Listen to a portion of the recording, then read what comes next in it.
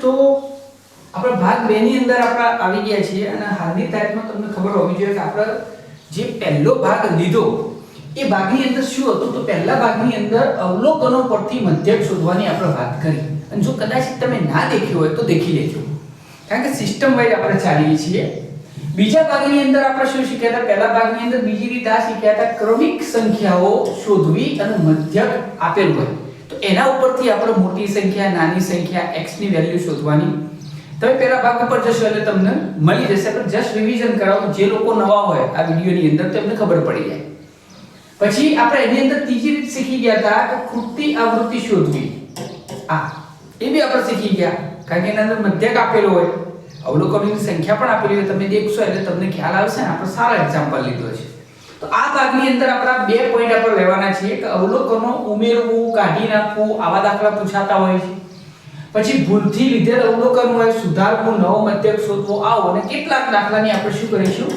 Practice કરીશું આપણે live જવાની કોશિશ કરી હતી પણ આપણે થઈ ના શક્યા તો એનું કારણ એ જ હતું કે ભાઈ ક્યાંક ના ક્યાંક આપણે હજુ થોડા ડિજિટલ લેવલે આગળ લાઈવ થયેલા છે પણ ખબર નહીં મોબાઈલ બદલાય છે એટલે કે સિસ્ટમ બદલાય છે સિસ્ટમ બદલાય છે એટલે થોડી તકલીફ રહે છે હવે અહીંયા જે આપણે રીત લઈ રહ્યા છીએ કે ભાઈ અમુક સંખ્યાની સરાસરી પછી નવું ઉમેરેલ અવલોકન છે ને કાઢી નાખવાનું આવું બધું પૂછે દાખલા તરીકે હું તમને સિમ્પલ એક દાખલો આપણે લઈએ એટલે તમને ખ્યાલ આવી જાય કે આમાં કરવું શું મોસ્ટ ઓફલી બાળકોનો આવો દાખલો પૂછાય છે એટલે તકલીફ થાય છે કે એક ટીમના 12 ખેલાડીઓની સરેરાશ ઉંમર 25 વર્ષ છે અહીંયા હું આપેલું હોય પહેલો જ ક્વેશ્ચન આપણને આપેલો એક ટીમના 12 ખેલાડીઓ કેટલા 12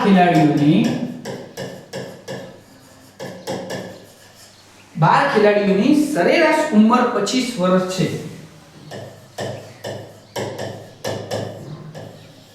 સરેરાશ ઉંમર 25 વર્ષ છે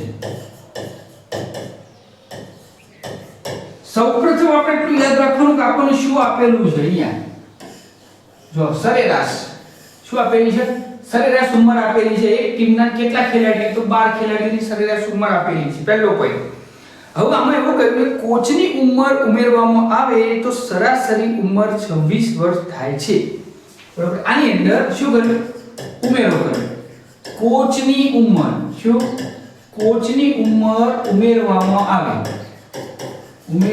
આવે તો સરેરાશ જે નવી સરેરાશ છે એ કેટલી થાય છે નવી સરેરાશ 26 થાય છે 26 થાય છે તો કોચની ઉંમર શોધો સિમ્પલ છે શું કોચની ઉંમર શોધો હવે અહીંયા બે સ્ટેટમેન્ટ આપે છે મેં કહ્યું એમ કે ચોથાની અંદર અમુક વસ્તુ ઉમેરવી અમુક વસ્તુ કાઢવાની હોય ઉમેરવાની હોય તો શું કરવું ના બહુ મહત્વની વસ્તુ છે આપણે બંનેને અહીંયા સમજી લેશું તો તમને ખ્યાલ આવી જાય કેવી રીતના આને ટ્રીટ કરવી પહેલા તો અહીંયા એક ટીમના 12 ખેલાડીઓ છે તો બરોબર સાહેબ આપણને નંબર આપેલા n બરાબર કેટલા આપેલા છે 12 x બાર આપણને આપેલો છે કેટલો આપેલો છે 25 તો આપણે સિગ્મા xi શોધી શકાય અવલોકનનો સરવાળો તો અવલોકનનો સરવાળો ડાયરેક્ટ શોધી શકાય છે કેવી રીતના તો n ગુણ્યા x બાર કરશો એટલે તમને ખબર પડી જશે કે આ કેટલું છે તો 25 ગુણ્યા 12 તમે કરો હવે 25 ગુણ્યા 12 આપણે કરીએ છીએ એટલે આપણી પાસે આન્સર આવી જાય છે કેટલો આવી જાય છે 300 થઈ ગયો હવે કોચની ઉંમર આપણે એડ કરી છે ખાલી તો કોચની ઉંમર આપણે શોધવાની છે નવા અંદર આપણને ખબર n બરાબર શું છે તો અહીંયા 12 હતા એક કોચની ઉંમર એડ કરી એટલે એક અવલોકન વધારે એડ થયું એટલે n બરાબર કેટલા થશે 13 થશે અને અહીંયા આપેલો મધ્યક તો મધ્યક કેટલો આપેલો છે આપણને 26 આપેલો છે તો આમાં પણ આપણે શોધી લઈશું સિગ્મા xi કેટલો થશે તો 13 ગુણ્યા 26 હવે 13 ગુણ્યા 26 તમે તમારે તે કરો 13 દુ 26 અને 13 6 78 તો 260 વત્તા 78 તમે કરશો એટલે તમને મળી જશે કે 338 થાય કેટલી થાય 338 સિમ્પલ અને સાદી રીતના જવાબ આવી જાય છે આપણો હવે આનો એક ગોત્યો આપણે અને આનો એક ગોત્યો બંનેનો સરવાળો શોધી લીધો હવે આની અંદર ફરક કોણ છે તો નવો એડ થયો એ માણસ બહુ મહત્વનો છે તો કોચની ઉંમર કેટલી કોચની ઉંમર કેટલી? તો 338 નવું ટોટલ માઈનસ આપણું જૂનું ટોટલ, એટલે કોચની ઉંમર આપણને મળી ગઈ. કેટલી મળી ગઈ? 38. તો મિત્રો સૌથી વધારે મહત્વની વસ્તુ અહીંયા માયને રાખે છે તમે આ કેટલું સમજ્યા છો. જ્યારે કોઈ અવલોકન નવું એડ થતું હોય, ઉમેરો થતો હોય તો આ વસ્તુ યાદ રાખવાની. હા, ગુણાકાર બી અમુક ટાઈમે થતા હોય છે. બધા અવલોકનોના આટલા વડે ગુણીએ એક્સેટ્રા દાખલા આવશે. આપણે 3 ભાગમાં કન્વર્ટ કર્યું છે. બેઝ પાર્ટ આ બનાવી રહ્યા છે 2 ભાગ. એમાં થોડી પ્રેક્ટિસ આવશે જે બેઝ હશે, અને ત્રીજો ભાગ આવશે એના અંદર બહુ હાઈ લેવલના દાખલા આવશે. હાઈ લેવલના એટલે હાઈ લેવલના નહીં લાગે તમને, પણ આવશે ખરા. એટલે કહું છું ચેનલ ઉપર બન્યા રહેજો. આઈ હોપ તમને ખબર પડી રહેશે. હું એટલા માટે ફરી વાર નહીં બોલતો, મારે અહીંયા કોઈ ટાઈમ કે વ્યૂઝ માટે વિડિયો નથી બનાવતા. આપણે બાળકો માટે બનાવીએ છીએ કે એમને બધાને આવડે. તો એટલા માટે તમે બેકવર્ડ જઈને એની જ વસ્તુ દેખી શકો છો રિવિઝનની અંદર બી. એટલે તમારે ફાયદો થાય, તમારું નેટ બી બચે, સમય બી બચે, અને જેને ખ્યાલ આવી ગયો છે એ માણસ આગળ નીકળી જાય. બીજો દાખલો અહીંયા આપેલો કે પાર્થના 7 વિષયોના માર્ક્સની સરેરાશ 85 છે. આ બીજો દાખલો આપણને આપેલો. આવો નવો સામાન્ય ભાઈ પાર્થ કરીને છોકરો છે, બરાબર, એના 7 વિષયો છે અને 7 વિષયોની સરેરાશ આપણને આપેલી છે. સરેરાશ કેટલી છે? તો 85 છે. 7 વિષયોની સરેરાશ 85 છે. હવે એવું કીધું એમાંથી વિજ્ઞાનના માર્ક્સને કાઢી નાખતો બાકીના વિષયના માર્ક્સની સરેરાશ 88 થાય છે. હવે અહીંયા જો, અહીંયા એડ કર્યું તો અહીંયા માઈનસ થયું. હવે એમાંથી એવું કીધું વિજ્ઞાનના માર્ક્સ કાઢો. વિજ્ઞાનના માર્ક્સ કાઢતો, વિજ્ઞાનના માર્ક્સ કાઢતો બાકીની સરેરાશ કેટલી થાય છે? 88 થાય છે. તો તમને ખબર પડી ગઈ કે આપણે શું શોધવાના? વિજ્ઞાનના માર્ક્સ શોધો. વિજ્ઞાનના માર્ક્સ કેટલા? હવે સિમ્પલ વસ્તુ છે કે આપણી પાસે શું આપેલું તો પોઈન્ટ નંબર 1 આપણને આપેલો છે. એમાંથી આપણે સિગ્મા xi શોધી લઈશું પહેલા. તો n બરાબર આપણને આપેલા છે 7 અને x બાર બરાબર આપણને આપેલા છે 85. એટલે અહીંયા આપણે કરીશું 85 ગુણ્યા 7. એટલે ફટ દઈને તમને ટોટલ મળી જશે પહેલું જ. બરોબર. હવે આ બાજુ આપણે જઈએ તો બીજાની અંદર બી આપણને ખબર છે સિગ્મા xi શોધવાનું છે. આપણે n આપણને આપેલા છે. n કેટલા થશે? તો અહીંયા 7 હતા, એક સબ્જેક્ટ નીકાળી દીધો છે. તો n બરાબર કેટલા થશે? 6. અને x બાર આપણને આપેલો કેટલો આપેલો? 88. તો અહીંયા આપણે કરીશું 88 ગુણ્યા 6. બંનેનો ટોટલ મળશે. હવે બંનેનું ટોટલ કેટલું મળે છે? તો 85 ગુણ્યા 7, તમે 7 5 35. તો આપણી પાસે ટોટલ કરેલું છે. તો આનું ટોટલ કેટલું થશે? તો 7 5 35 વધી આવી 3 8 56 57 58 અને 59 આટલું થાય. 595 થાય આનું ટોટલ. હવે અહીંયા તમે ટોટલ કરો તો બી તમારે કરવું પડશે. 8 48 વધી આવી 4 8 48 4 52 કેટલું થાય છે? 528 થાય છે. તો વિજ્ઞાનના માર્ક્સ કેટલા? તો આ બંનેની બાદબાકી કરવાનો જે જવાબ મળે એ વિજ્ઞાનના માર્ક્સ કેટલા? તો અહીંયા જે મોટી સંખ્યા હોય એમાંથી નાની બાદ કરવાની. આટલું યાદ રાખવાનું. 595 માઈનસ 528 તમે કરો એટલે તમને જવાબ મળી જશે. મારા ખ્યાલ મુજબ 67 માર્ક્સ થાય છે વિજ્ઞાન. તો આ હતો. કોઈ બી વસ્તુ ઉમેરો થતો હોય તો n વધી જાય છે, તમારે યાદ રાખવાનું. ઘટાડો થતો હોય તો n ઘટી જાય છે. સરાસરી આપેલી હોય એનો ગુણાકાર કરવાથી આપણને ટોટલ મળે છે. તો આ બધી સિસ્ટમ છે અને આને તમે જેટલી ફોલો કરશો ને એટલું તમને ફાવશે. એટલે આ બે મેથડ આપણે થઈ ગઈ. હવે મેં તમને કહ્યું હતું એવી રીતના આપણે છેલ્લી મેથડની અંદર એક ભૂલ થતી હોય. શું થતી હોય? આ ભૂલ. ખરેખર અત્યાર સુધી જે લોકોએ આ વિડિયો દેખ્યો છે એમને ખરેખર ફાવી જશે. ભલે ભૂલ થતી હોય કે ના થતી હોય, પરંતુ આ વસ્તુ પણ સૌથી વધારે પૂછાય છે આની અંદર. તો ભૂલ થતી હોય, કોઈ અવલોકન લખવામાં મિસ્ટેક થઈ હોય, 85 ના 58 લેવાઈ ગયા હોય, આવા બધા દાખલા પૂછાતા હોય. તો એમાં કેવી રીતના સોલ્વ કરવા? આપણી પાસે અહીંયા આપેલું છે 100 પ્રાપ્તાંકોનો મધ્યક 30 છે. અહીંયા આપેલું 100 અવલોકનોનો મધ્યક આપણને આપેલું છે. 100 અવલોકનોનો મધ્યક કેટલો છે? 30 છે. બરોબર. આ પહેલું સ્ટેટમેન્ટ આપણને આપેલું છે કે 100 અવલોકનોનો મધ્યક 30 છે. પછી એવું કહેલું છે કે પાછળથી આપણને ખબર પડી કે એક અવલોકન 35 ને બદલે 38 લેવાઈ ગયું છે. આ તો આટલું તો સોલ્વ થઈ ગયું, પણ પછી એમને પાછળથી ખબર પડી એક અવલોકન 35 લેવાનું હતું. શું લેવાનું? 35 લેવાનું હતું. એની જગ્યાએ કેટલું લેવાઈ ગયું? 38 લેવાઈ ગયું. 38 લેવાઈ ગયું છે. તો તો સાચો મધ્યક આપણે શોધવાનો છે. સાચો મધ્યક શોધો. બસ સિમ્પલ વસ્તુ છે કે સાચો મધ્યક શોધો. આપણે ભૂલ આટલી જ પડી છે. હવે શું કરશો સાહેબ? કેવી રીતના તમે મધ્યક, આપણી પાસે અવલોકનો 100 છે, એનો મધ્યક આપેલો છે. તો આપણી ગણતરી જો આપણે ખરેખર કરવા જઈએ છીએ તો આની અંદર બહુ મહત્વની વસ્તુ જોજો. એકદમ સિમ્પલ છે. પહેલા તો આપણી પાસે આ જે આપેલું છે ને એનો x બાર કેટલો આપેલો છે? 30 આપેલો છે. n કેટલો આપેલો છે? 100 આપેલો છે. તો અવલોકનોનો સરવાળો કેટલો થશે સાહેબ? સિગ્મા xi કેટલો થશે? તો n ગુણ્યા x બાર આગળ વાત કરી એટલે આપણે 3000 થઈ ગયા. 100 ગુણ્યા 30. હવે જે છે આ તો બદલાવાનું નથી. અહીંયા સિમ્પલ વસ્તુ છે. n સાહેબ બદલાવાનો નથી. આ ભૂલ ચૂકમાં n નથી બદલાતો. 35 લેવાનું તો એની જગ્યાએ 38 લેવાનું. તો આપણે કશું જ નથી કરવાનું. આ ટોટલ થોડું ચેન્જ કરી દો. તો સિગ્મા xi જે હતું આપણી પાસે એ ઓરિજિનલ આપણે શોધવાનું. તો આપણી પાસે કેટલું આપેલું? 3000 આપેલું. હવે 3000 ની અંદર મિસ્ટેક ક્યાં થઈ? 35 લેવાનું 38 આવી ગયું છે. એટલે આપણે શું કરો? એના અંદરથી 38 બાદ કરો. જે લેવાનું હતું એને બાદ કરી દો. તમારે ભૂલથી લેવાય ગયું એને નીકાળી દો અને બીજું શું એડ કરી દો? 35 એડ કરી દો. એટલે આપણે નવું ટોટલ મળી જશે. હવે અહીંયા 35 અને 38 આ બંને તમે દેખો ને, બધા લોકો અહીંયાથી બાદ કરશે પછી 35 ઉમેરશે. ડાયરેક્ટ તમે કરો ચાલો કે પ્લસ માઈનસ માઈનસ એટલે કેટલા છે? 3 વધશે ખાલી. કેટલા? 3 નો ડિફરન્સ છે ને શોર્ટમાં. હા, તો 3 કાઢો એટલે અહીંયા 3000 માંથી તમે 3 નીકાળો તો કેટલા વધશે? 2997. 2997 તમારે વધી છે. હવે આનાથી આપણે શું કરવાનું છે? તો 2997 વધે તો નવો મધ્યક આપણે શોધવાનો છે. તો નવો મધ્યક શોધવાનો ફોર્મ્યુલા x બાર બરાબર સિગ્મા xi ભાગ્યા n. હવે અહીંયા મહત્વની વસ્તુ એ છે કે બહુ લોંગ નહીં વિચારવાનું, ફટ આવી જાય. નવો સિગ્મા xi 2997 છે. n બરાબર તો 100 જ છે. 2 પોઈન્ટ કાપી લો એટલે કેટલા થશે? 29.97 મીન કે 29.97. આ આપણો નવો મધ્યક આવ્યો. એટલે કહેવાનો મતલબ આ છે જ્યારે બી તમારે કોઈ વસ્તુ ભૂલથી લેવાઈ ગઈ હોય તો કશું નહીં કરવાનું, પહેલા ટોટલ શોધવાનું છે. અને આની અંદર n બદલાતો નથી કારણ કે એક લીધું છે અને બીજું ઉમેર્યું છે. એટલે n માં કોઈ ફરક પડતો નથી. આપણે નવો મધ્યક શોધવાનો રહેશે.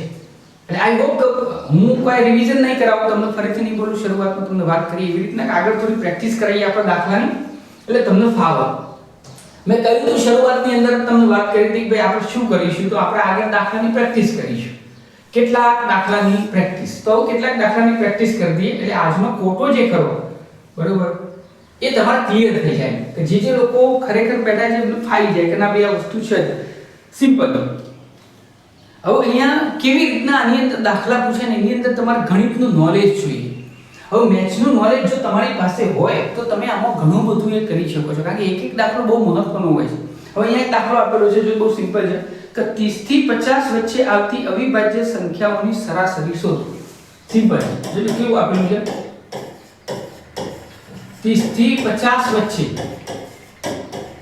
આવતી અવિભાજ્ય સંખ્યાઓની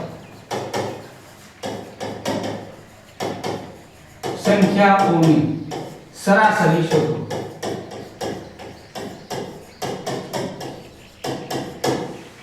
હવે 30 થી 50 વચ્ચે આવતી અવિભાજ્ય સંખ્યાઓ સાહેબ રકમો ખબર પડી ગઈ અમને, મધ્યક શોધતા બી આવડે છે પણ અમુક લોકોને એ ખબર નથી કે અવિભાજ્ય સંખ્યા એટલે શું. તો અવિભાજ્ય સંખ્યા એટલે હાલ સમજી લો સાહેબ. અવિભાજ્ય સંખ્યા એટલે કોર્નરમાં લખી જ દેવાનું, ભલે આવડતું હોય તો બી કોર્નરમાં લખી દેજો તો તમને આવડશે. અવિભાજ્ય સંખ્યા એટલે એવી સંખ્યા કે જેના ફક્ત બે જ અવયવો હોય.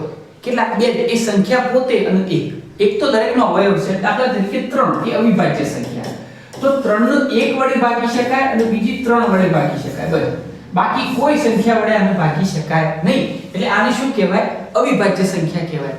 તો એવી રીતના આપણે 30 થી 50 ની વચ્ચે ની અવિભાજ્ય સંખ્યાઓ આપણે લેવાની છે. તો કઈ અવિભાજ્ય સંખ્યાઓ? 30 પછી જો 31 આવે છે. 31 ને 1 અને 31 સિવાય બીજા કોઈ વડે ભાગી શકાય? તો ના ભાગી શકાય. 32 આવશે? હા 32 નહીં આવે સાહેબ. 16 દુ 32 થાય. 33 આવશે? નહીં આવે. 11 તરી 33 થાય. 34 17 દુ 34 થાય. 35 7 પંજો 35 થાય. 36 18 દુ 36 37 વિચારો 37 નો ભાગાકાર થાય છે? નથી થતો. ઓકે તો 37 આવશે. 38 થાય છે, 39 13 તરી 39 થાય છે, નહીં મેળ પડે. 40 20 દુ 40 41, 41 નો બોલો વિચાર કરો, 41 41 થશે ના, 41 કોઈ ઘડિયામાં નથી. 42 21 દુ 42 43 કોઈ ઘડિયામાં આવે છે, 7 1 7 7 દુ 14 7 6 42, 8 ના ઘડિયામાં આવતું હોય તો ઠીક, બાકી તો નહીં આવે. 43 આવશે. 44 45 હવે પહોંચે 45 થાય છે. 46 પણ 2 થી ડિવિઝિબલ છે, ભાગી શકાય છે. 47 નથી. 48 49 87 તો 49 થાય છે અને 50. તો આપણી પાસે આટલી સંખ્યાઓ હોય, આની સરાસરી શોધવાની છે. એકદમ સરળ કે x બાર અવલોકનોનો સરવાળો 31 37 41 43 43 ભાગ્યા અવલોકનોની સંખ્યા. તો 1 2 3 4 5, તો આમાં 5 આવ્યા. ભલે અવલોકનોની સંખ્યા નથી કીધી પણ આપણે જાતે શોધી. સાહેબ આવી રીતના તમને 100 થી 1000 વચ્ચે આવી જાય છે. ધીરે ધીરે આની ટ્રીક તમને આવડશે કેવી રીતના શોધવી. તો આ બંનેનો સરવાળો તમે કરશો તો ટોટલ સરવાળો થાય છે 199. 199 ભાગ્યા 5, 199 ભાગ્યા 5 કરશો એટલે કદાચિત તમે કરો, તમારે શીખવાનું જરૂરી છે. 3 3 પછી 15, 19 માંથી 15 એટલે કેટલા વધશે? 4 49 થઈ ગયા. હવે અહીંયાથી તમે ભાગાકાર કરવા જશો, 3 પછી 15 4 વધે ને ઉપર સુધા 9 49, 3 નો ડાયરેક્ટ તમારે ગુણાકાર કરવો પડશે. કે ડાયરેક્ટ રકમ તમારે 3 ની જે આવતી હોય એ તમારે લેવી પડશે.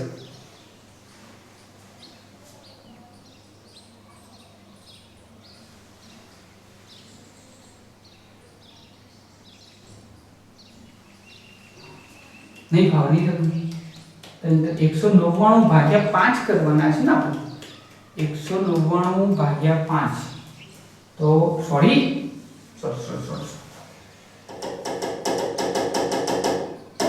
આપણી મિસ્ટેક થઈ ગઈ. 199 ભાગ્યા 5 આપણે 3 કર્યા,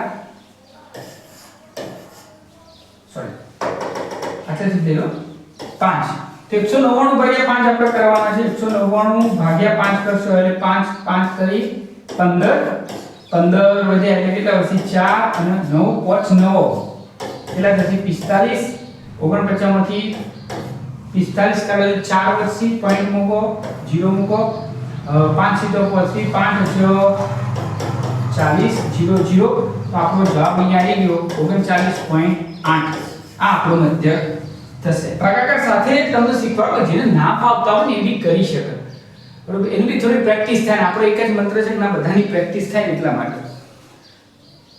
હવે અહીંયા એક બીજો દાખલો છે, બહુ મહત્વનો છે, બહુ ઇમ્પોર્ટન્ટ દાખલો છે તમારા માટે. મેં કહ્યું 25 સંખ્યાઓની સરાસરી 18 છે. બહુ મસ્ત દાખલો આપણને આપેલો છે. 25 સંખ્યાઓની સરાસરી 18 છે. 25 સંખ્યાઓની સરાસરી 18 એકદમ તદ્દન નવો દાખલો છે. 25 સંખ્યાની સરાસરી 25 સંખ્યાની સરાસરી 18 છે. તેમાંની પ્રથમ 12 સંખ્યાની સરાસરી 14 છે. ઓકે, પહેલી 12 બરોબર સંખ્યા, તો એની સરાસરી કેટલી છે? 14 છે. બહુ જબરજસ્ત દાખલો છે. અને છેલ્લી 12 સંખ્યાની સરાસરી 17 છે. ઓકે, છેલ્લી 12 સંખ્યા એની સરાસરી કેટલી છે? 17 છે. કેટલી છે? 17 છે. તો આપણને એવું કહેલું છે અહીંયા કે 13મા ક્રમની સંખ્યા શોધો. 13મા ક્રમની સંખ્યા શોધો. સાહેબ આપણી પાસે કોઈ સંખ્યા જ નથી આપેલી, 25 માંથી કઈ સંખ્યા જ નથી આપેલી, તો તમે દાખલો ગણશો કેવી રીતના? તો સિમ્પલ વસ્તુ સાહેબ, ત્રણ વસ્તુ થોડું એ કરશો તો મગજમાં આવી જશે. તો પહેલા તો આપણો ટોટલ સરવાળો શોધી લો તમે. તો ટોટલ 25 સંખ્યાનો સરવાળો સિગ્મા xi કેટલો થશે? બરોબર, 25 નો. હા, 25 નો. તો આપણને ખબર છે સાહેબ 25 ગુણ્યા શું કરવાના છે? 18 કરવાના છે. એકદમ સિમ્પલ. ચલો પહેલી 12 સંખ્યા લઈ લો. 12 નું 12, પહેલી 12 અને છેલ્લી 12, આ બે સંખ્યાનો પ્રયોગ શોધી લો. તો ચલો ભાઈ પહેલી 12 ફર્સ્ટ 12 એનો સિગ્મા xi આપણે શોધી લઈએ.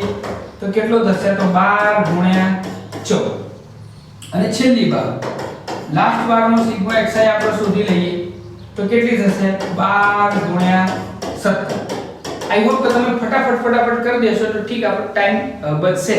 એટલા માટે આપણે વાત કરીએ છીએ અહીંયા તો પહેલી સંખ્યાનો કેટલો થશે આપણો 25 ગુણ્યા 18 મારે કરવું પડશે 25 ગુણ્યા 18 0 1 5 5 1 2 2 8 5 40 ની પરિશ્રમ વધી 4 8 2 16 4 20 0 5 2 2 4. ચલો સાહેબ આનો સરવાળો થયો ટોટલ 450 થયો. હવે આ બેન આપણે લઈ લેવાના છે 12 ગુણ્યા 14 લઈ લઈએ 12 ગુણ્યા 14 0 1 2 2 1 4 2 8 4 1 4 8 4 ને 2 6 અને 1 આનો થયો 168. હવે છેલ્લે આપણે લઈએ 12 ગુણ્યા 17 તો 0 1 2 2 1 1 7 2 14 વધી 1 7 1 7 7 ને 1 8 તો 4 8 ને 2 10 ની પરિશ્રમ વધી 1 1 ને 2 કેટલા છે 204.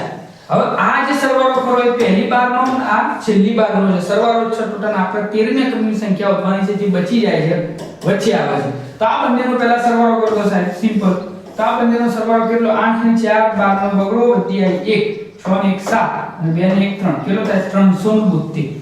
આ પહેલી 12 સંખ્યાનો સરવાળો અને છેલ્લી 12 સંખ્યાનો સરવાળો કરે 372 આવ્યો. ટોટલ સરવાળો હતો કેટલો હતો 450. બસ એ ટોટલમાંથી 372 બાદ કરો એટલે આપણને 13મી સંખ્યા મળી જાય સાહેબ. કોઈ જોવાની જરૂર નથી. તો જે 13મી સંખ્યા કઈ એ કઈ છે તો 450 માઈનસ 372.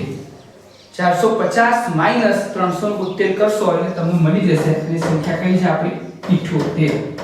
ડાયરેક્ટ સાહેબ 13મી સંખ્યા આપણે શોધી લીધી છે. ફરીવાર વખત આટલો દેખી લેજો એટલે તમને ખ્યાલ આવશે આટલાની અંદર કન્ફ્યુઝ ના થતા. 12 નો સરવાળો પાછળના 12 નો સરવાળો ભેગો કરે ટોટલ સરવાળામાંથી બાદ કરે એટલે આપણને સીધો આ ભાગ મળી ગયો. એટલે કે 13મો જે ભાગ આપણે શોધવાનો હતો એ ભાગ આપણને મળી ગયો. હવે અહીંયા આપણે એક નવો દાખલો આવો જ આપેલો છે કે 11 સંખ્યાની સરાસરી 60 છે. તેમાંથી પ્રથમ 6 સંખ્યાની સરાસરી કેટલી છે અહીંયા થોડું લખવામાં મિસ્ટેક છે. પ્રથમ 6 સંખ્યાની સરાસરી 50 છે તથા છેલ્લી 6 સંખ્યાઓની સરાસરી 63 છે 58 છે સોરી પ્રથમ 6 ની 58 છે. ઓકે તો અહીંયા આવો દાખલો આપેલો ભાઈ 11 આપણને સંખ્યા આપેલી 11 સંખ્યાઓની સરાસરી આપણને શરૂઆતમાં જ આપેલી છે. કેટલી આપેલી છે તો 11 સંખ્યાઓની સરાસરી 60 આપેલી છે સાહેબ. Okay done. આપણે થોડું ફાસ્ટમાં ગણીશું. 11 સંખ્યાની સરાસરી અહીંયા x બાર આપણને આપેલો 60. એમાં પહેલી 6 ફર્સ્ટ 6 આપણે અહીંયા f લખીશું f6 ફર્સ્ટ 6 ની જે સરાસરી છે એ આપણને આપેલી છે 58. કેટલી આપેલી છે 58. અને લાસ્ટ 5 ની સોરી 6 સંખ્યાની આપેલી છે અને છેલ્લી 6 સંખ્યાની સરાસરી આપેલી છે 63. છેલ્લી લાસ્ટ 6 એની આપેલી છે આપણને શું આપેલી છે 63. હવે અહીંયા કેવું છે પેલાની અંદર 13 હતું. અહીંયા આ 6 ની અંદર આપણે કહીએ કે આ પહેલા 6 તો 1 2 3 4 5 અને 6 થઈ ગયા છે. તો આ પહેલા 6 આની સરાસરી આપેલી છે. હવે પહેલા આગળ જઈએ 7 8 9 10 અને 11 તો એ આની સરાસરી આપેલી છે. મીન કે બંનેમાં આપણો અંક કોમન છે.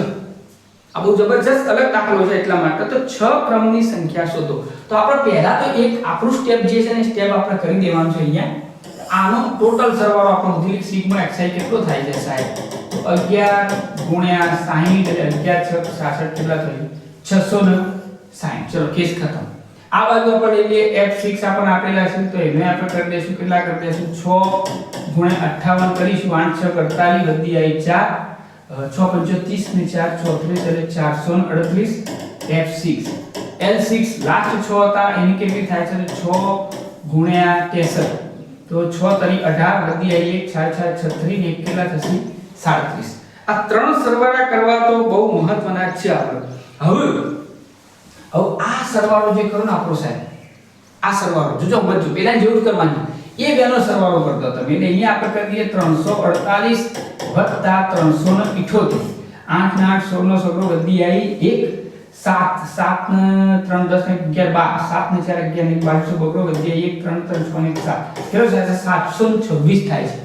આ બેનો સરવાળો કેટલો થાય છે 726. હવે આ જે 726 થાય છે એના અંદરથી સાહેબ 660 મોટામાંથી નાનું બાદ કરો એટલે 726 માઈનસ 660 તમે કરો.